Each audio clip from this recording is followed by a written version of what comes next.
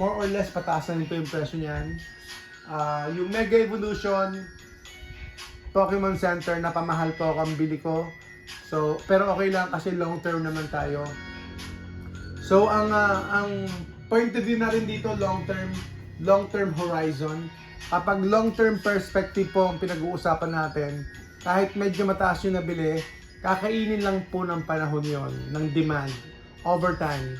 So, kahit na medyo mataas, huwag naman super taas.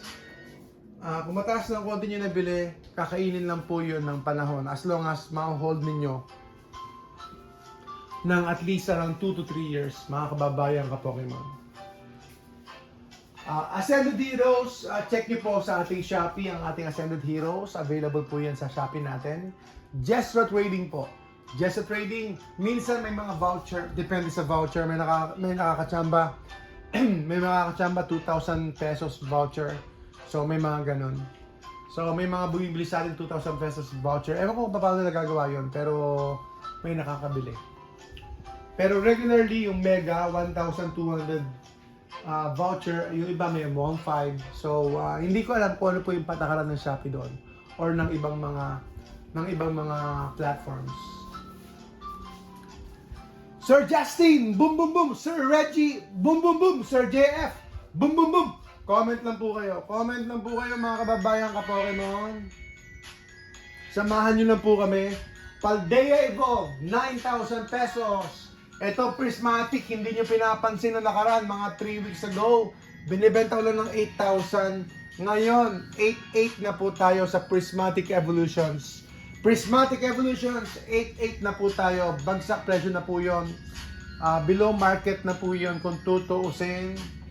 Kaya ang dami po nagpapanik. Sana dinadagan ko pa yung prismatic ko. Ako rin nagpapanik ng konti. Sana dinadagan ko pa yung nandoon sa taas. Pero ganun talaga. Lagi nasa huli yung pag-isisi. Pero mayroon pang konting panahon. Meron pa sigurong konting panahon or meron pang mga restocks. And hopefully, ay maambunan po tayo dito sa Pilipinas. Alright, sige po, mga kababayan, mga kaibigan. Meron po tayo Surging Sparks. Surging Sparks Pokemon Center, 12,000 pesos. Surging Sparks Pokemon Center, 12,000 pesos. Mamaya, abangan po ninyo, baka mag-reprint ship po yung kasama ko. Mag-reprint ship po kami. So, abangan nyo po yung mga packs. Abangan nyo po. Magbibenta po tayo ng mga packs per pack. Sa mga gusto makatry ng reprint ship live. Then, abangan nyo po kung sisipagin po sila. Ayaw ko kung buong loob nila.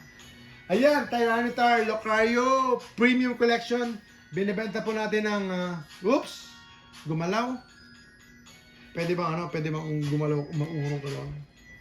Pasensya na. Ayan po, yung ating Lucario.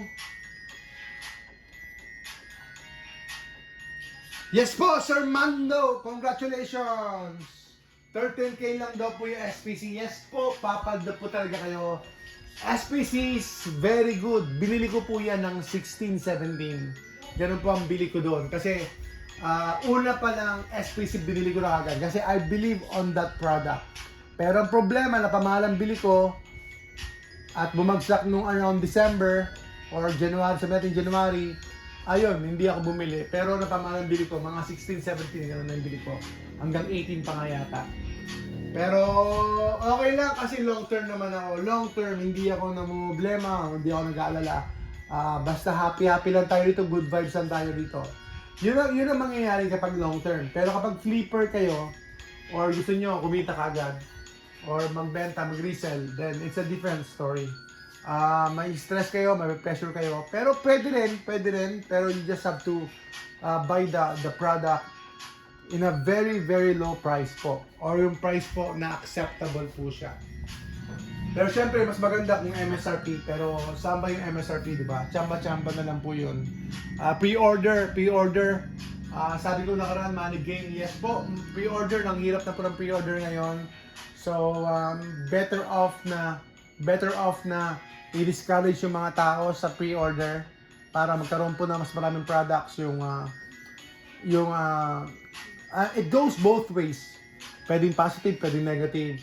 So, actually, yung nakaraan ay sobrang laki ng pre-order. So gusto nila na mas mababa yung pre-order para yung allocation ng mga products ay mas acceptable at bearable. Mas hindi po masyadong masakit at hindi masyadong mahirap para po sa mga retailers.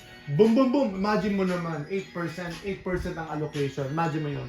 So you have to spend so much money para makakuha ka ng allocation. Laki ng pera na kailangan mong gastusin, ilabas sa loob ng 5 buwan o kaya 8 months or it depends.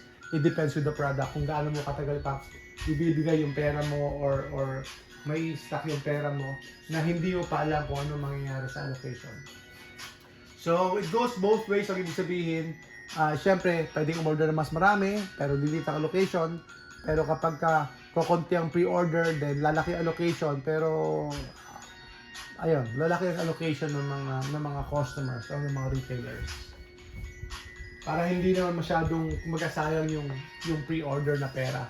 Yung pera na binigay. Kasi syempre, ang laki ng pre-order pero kukunti lang po yung mapupunan.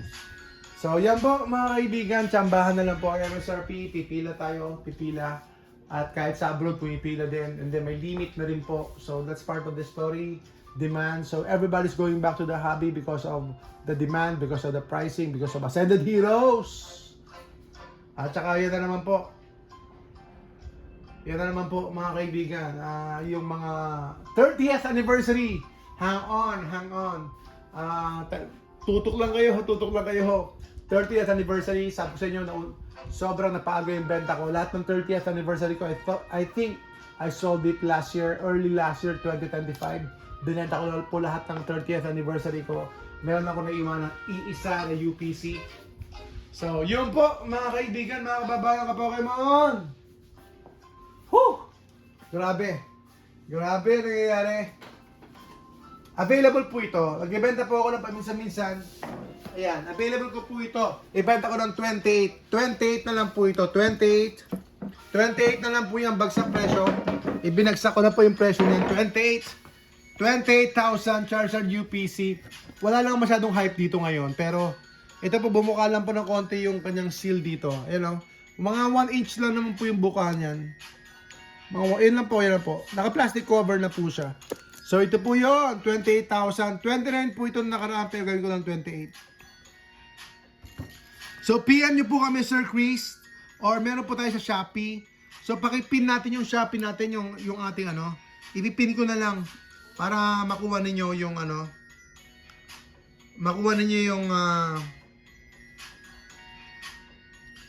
yung ating listing. Pero inaasahan natin may mga voucher yan, may mga voucher. So timing na lang kayo sa voucher. So 28,000 binaba ko yung presyo. Bahala na. Paldo na kayo dyan. Basta long term long term. Basta long term kayo, papaldo kayo dyan.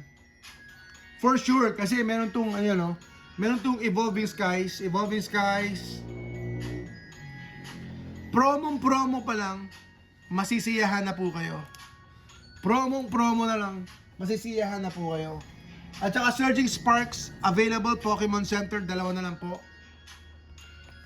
po ang ating Surging Sparks. Saan yung may punit dito? Yung may punit dito na bubuksan na natin. Yung may punit. May punit na bakit to baliktad? Baliktad to. Ikaw naglagay to? Baliktad siya. Saan yung may punit? May punit. Meron palang na punit eh. Eto, may punit yan. So, bubuksan natin ulit, mga kaibigan. Samahan niyo po kami. Boom, boom, boom! Ayan po, nakuha na may punit oh. Ayan.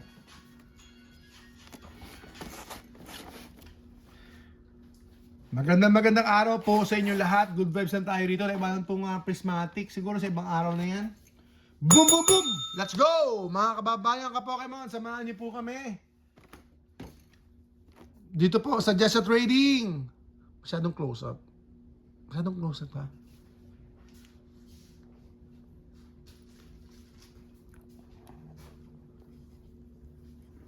Baka meron po tayong refill ship mamaya. Abangan po ninyo, meron tayong bentang mga packs. PM nyo po kami kapag interested po kayo.